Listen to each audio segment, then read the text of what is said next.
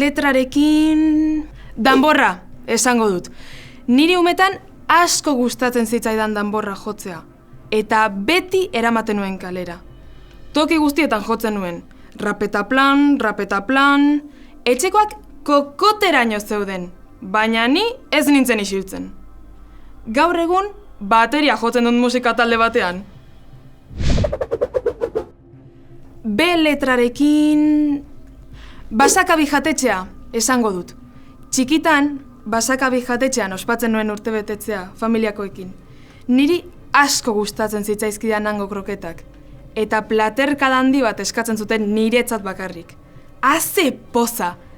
Gero gauean tripako mina izaten nuen, baina berdin zitzaidan. Nik beti eskatzen nituen. Oraindik jaten ditut, baina ez naiz pasatzen. A letrarekin... Abadino, esango dut.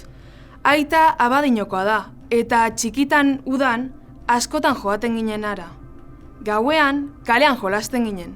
Haze emozioa! Asko gustatzen zitzaigun. Gehienetan harrapaketan aritzen ginen, baina batzuetan eskutaketan ibiltzen ginen. Eta nik beldur handia pasatzen nuen. Ez zitzaidan iluntasuna gustatzen, baina ez nuen esaten. Eta beti egoten nintzen aizpa nagusiaren ondoan. Jakina, aizpa nirekin haserretzen zen. Ez nuen bakean uste.